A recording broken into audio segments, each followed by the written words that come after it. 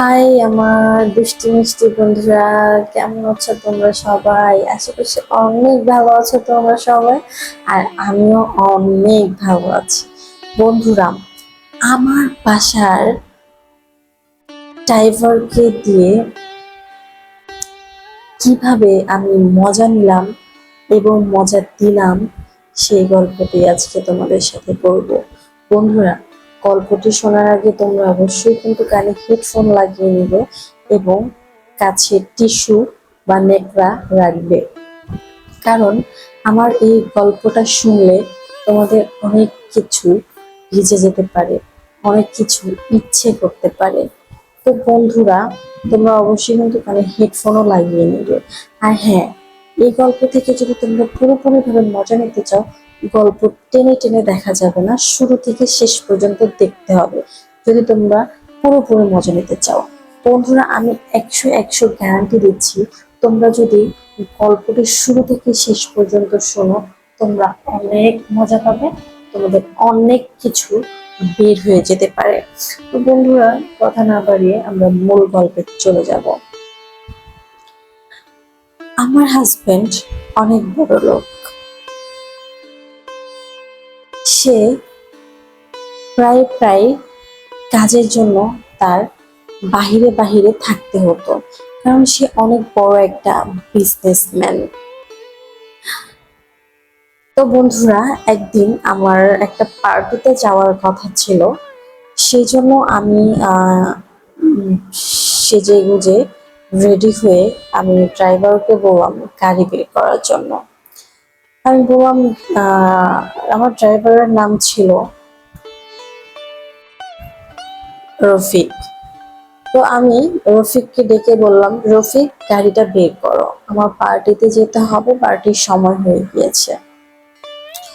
তো ড্রাইভারও আমাকে বললো, জি ম্যাডাম, গাড়ি বের করেছি, আপনি আসেন। তো তখন আমিও বের হলাম, বের হয়ে গাড়ির কাছে গেলাম এবং গাড়িতে বসলাম। বসে আমি পার্টিতে চলে গেলাম। যাওয়ার পর ওইখানে অনেক এনজয় করলাম, অনেক মজা করলাম। এক পর্যায়ে পার্টি শেষ হয়ে যায়। তখন আমার ড্রাইভারও সেখানেই ছিল। পার্টি শেষে সে আমাকে নিয়ে বাসায় চলে আসে। বাসায় এসে গাড়ি পার্কিং করে, পার্কিং করে আমাকে চাবি দিতে আসে। সেই মুহূর্তে বন্ধুরা, অনেক জোরে ঝড় বৃষ্টি চলে আসে। এত জোরে জোরে বাজ পড়ছিল, এত বাতাস হচ্ছিল, কি বলবো বন্ধুরা, মনে হচ্ছিল সবকিছু ভেঙে চলে যাবে, এত বাতাস হচ্ছিল। তো তখন আমার গাড়ির ড্রাইভার সে আমাকে বলছিল, ম্যাডাম আমি গাড়ি পার্কিং করে দিয়েছি, চাবিটা রাখুন, আমার বাসায় যেতে হবে। তো তখন আমি আমার ড্রাইভারকে বললাম, রফিক, আজকে তো অনেক ঝড় বৃষ্টি হচ্ছে আর রাতও অনেক হয়ে গিয়েছে, আজকে তোমার বাসায় যাওয়ার দরকার নেই, তুমি বাসায় ফোন করে বলে দাও আজকে তুমি বাসায় যাবে না, ম্যাডামের বাসায় থাকবে। কারণ এই ঝড় বৃষ্টির ভিতরে তুমি যদি যেতে যাও, অনেক সমস্যা হতে পারে। তো তখন আমার গাড়ি ড্রাইভার বললো, ঠিক আছে ম্যাডাম, তাহলে আমি বাসায় ফোন দিয়ে বলে দিচ্ছি যে আজকে আমি বাসায় যাবো না। আমি বললাম, হ্যাঁ ঠিক আছে, বাসায় বলে দাও আজকে এখানেই থাকো। তাহলে তুমি এক কাজ করো, বাসায় কথা বলে উপরে চলে আসো।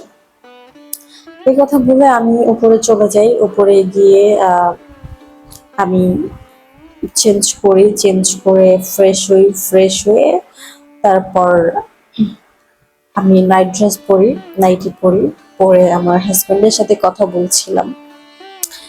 এর ভিতরে আমার গাড়ি ড্রাইভার চলে আসে, এসে আমাকে ডাক দিতে থাকে ম্যাডাম ম্যাডাম বলে। তো তখন আমিও ঘর থেকে বের হই, বের হয়ে ওকে ওর রুমটা দেখিয়ে দিই, তারপর ওর রুমে গিয়ে শুয়ে পড়ে। আমিও আমার রুমে চলে আসি, এসে আমার হাজবেন্ডকে ফোন দেই, ফোন দিয়ে ওর সাথে কথা বলছিলাম। তো এক পর্যায়ে আমার হাজবেন্ড আমাকে বলল যে জামা কাপড় খুলে দেখাতে, কারণ আমার হাজবেন্ড অনেক উত্তেজিত হয়ে গিয়েছিল। তো তখন আমি আমার হাজবেন্ডকে অনেক মজা দিতে থাকি ভিডিও কলে, যা যা দেখতে চাই আমি সবকিছু দেখাচ্ছিলাম ভিডিও কলের ভিতরে। তো তো এক পর্যায়ে আমরা কথা বলতে বলতে আমার হাজবেন্ড অনেক উত্তেজিত হয়ে যায়, তার অনেক কিছুই হয়ে যাওয়ার পরে তারপর কথাবার্তা আমরা শেষ করে ফেলি। শেষ করে আমার হাজবেন্ড ফোনটা রেখে দেয়। ফোন রেখে দেওয়ার পর আমিও খাটের উপরে শুয়ে পড়ি। শুয়ে শুয়ে আমার কেমন যেন লাগছিল বন্ধুরা, কি বলবো। আমার হাজবেন্ডকে মজা দিতে গিয়ে আমি নিজে এখন উত্তেজিত হয়ে গেছি। আমার কেমন যেন লাগছিল বন্ধুরা, এতটা উত্তেজিত হয়ে গিয়েছিলাম আমি, কি বলবো তোমাদের। মনে হচ্ছিল এখন যদি ৬-৭ জন পুরুষ আমি পেতাম, ৬-৭ জন মিলেও যদি আমাকে মজা দিত, তারপরেও মনে হয় আমার অনেক ভালো লাগতো। এরকমটা মনে হচ্ছিল, এতটা উত্তেজিত হয়ে গিয়েছিলাম। তখন আমি মনে মনে ভাবছিলাম যে কি করা যায়, কি করা যায়, কি করা যায়। তখন আমার হঠাৎ করে মাথায় আসলো, আজকে তো আমার গাড়ির ড্রাইভার রফিক আমার বাসায় আছে। তো যে যে ভাবা সেই কাজ। আমি তৎক্ষণাৎ আমার ড্রাইভারের রুমে চলে যাই, ওকে যে রুমটা দিয়েছিলাম, গেস্ট রুমে আমি থাকতে দিয়েছিলাম ওকে। তো গেস্ট রুমে চলে যাই, যাওয়ার পর দরজাটাও খোলাই রেখেছিল। আমি দরজার সামনে গিয়ে দরজা ধাক্কা দিতেই দরজাটা খুলে গেল। বন্ধুরা, দরজাটা খুলে যাওয়ার পরে এমন দৃশ্য আমার চোখে পড়লো, সেটা দেখার পরে আমি আরো অনেক গরম হয়ে গেলাম, আরো বেশি উত্তেজিত হয়ে গেলাম আমি।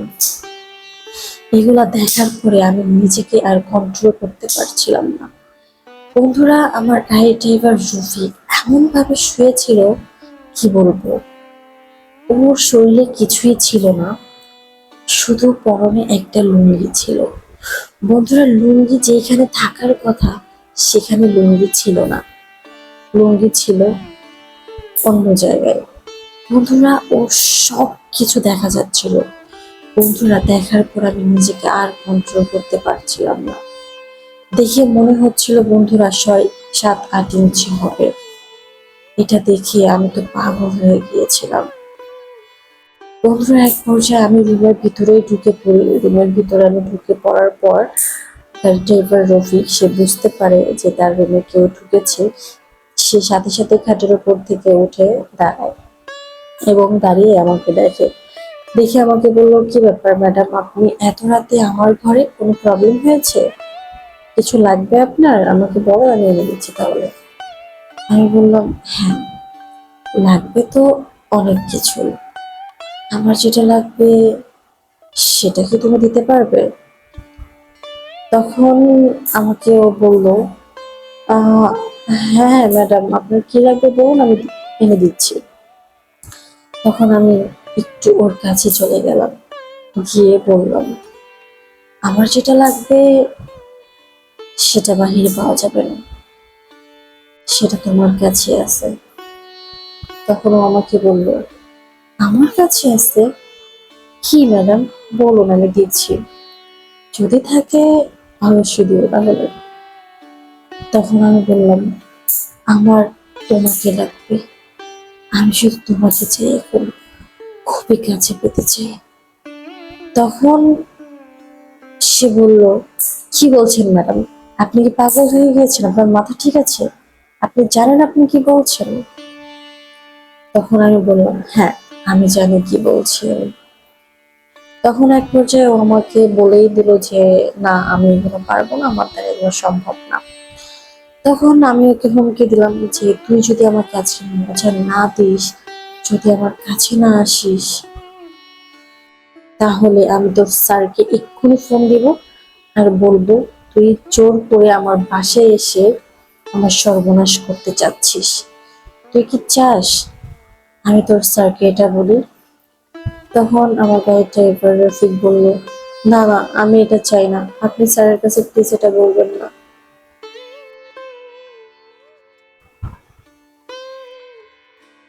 তখন আমি বললাম, ঠিক আছে, বলবো না, সমস্যা নেই। তো আমি যেটা যেটা বলবো তোকে সেটা সেটাই করতে হবে। তখন আমার গাড়ি ড্রাইভার রাজি হয়ে যায়। রাজি হয়ে যাওয়ার পরে বন্ধুরা, আমরা খাটের উপর চলে যাই দুজন একসাথে।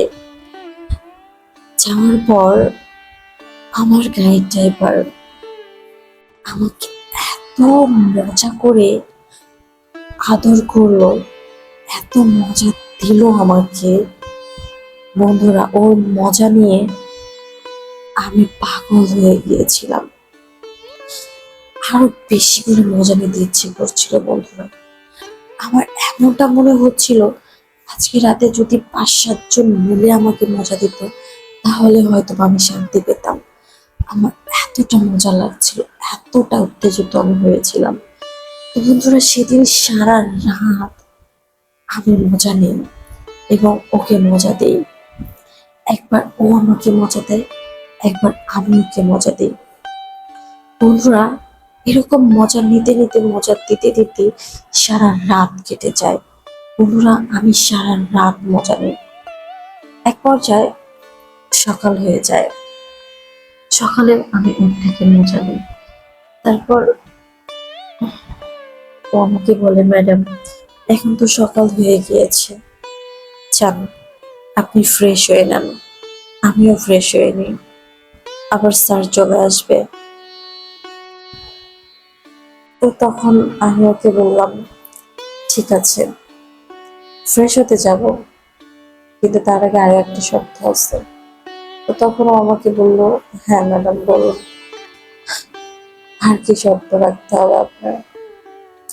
তখন আমি ওকে বললাম, আরো একবার আমাকে মজা দিতে হবে, ঠিক সে যেভাবে কালকে রাতে আমাকে মজা দিয়েছিল, ঠিক সেভাবে। বিশেষ করে তুমি যেভাবে আমাকে সারা রাত মজা দিয়েছো, এত এত মজা করে আমার স্বামীও আমাকে কখনো মজা দেয়নি। এত মজা আমি কখনোই পাইনি। আমি আমি আবারও সেই মজা পেতে চাই। তখন আমার ড্রাইভার আমাকে ধাক্কা দিয়ে খাটের উপর ফেলে দেয়, ফেলে দিয়ে আমার পাশে আসে, এসে আমাকে আবারও মজা দিতে থাকে। বন্ধুরা, মজা নিতে নিতে প্রায় 1.5 ঘন্টা পার হয়ে যায়। তারপর আমাদের মজা নেওয়া হলো। তারপর আমরা ফ্রেশ হলাম। তারপর খাওয়া দাওয়া করলাম একসাথে আমরা দুজন। তারপর ও গাড়ি নিয়ে বের হলো, আর আমি বাসাতেই থাকলাম। বন্ধুরা, এভাবেই আমার গল্পটা শেষ হলো। গল্পটি কেমন লেগেছে তোমরা অবশ্যই অবশ্যই কমেন্ট করে জানাবে। আর লাইক কমেন্ট শেয়ার করে সব সময় আমার বন্ধুরা আমার পাশে থাকবে। তোমরা যে পরিমাণে সাপোর্ট আমাকে করছো, এই পরিমাণে যদি সাপোর্ট তোমরা আমাকে ভবিষ্যতে করে যাও, আমি তোমাদেরকে আরো ভালো ভালো গল্প দিব বন্ধুরা। আর তোমরা আসলে কি ধরনের গল্প শুনতে চাও সেটা আমাকে অবশ্যই অবশ্যই কমেন্ট করে জানাবে। আমার দুষ্টু বন্ধু, কলিজার বন্ধুদেরকে আমি ঠিক সেরকম গল্প উপহার দিব। আর হ্যাঁ বন্ধুরা, তোমাদের কারো লাইফে যদি এরকম কোনো ঘটনা ঘটে থাকে, সেটা অবশ্যই অবশ্যই SMS এর মাধ্যমে আমাকে লিখে পাঠিয়ে দিবে, অথবা ইমেলের মাধ্যমে আমাকে পাঠিয়ে দিবে। তো বন্ধুরা, ভালো থেকো, টাটা।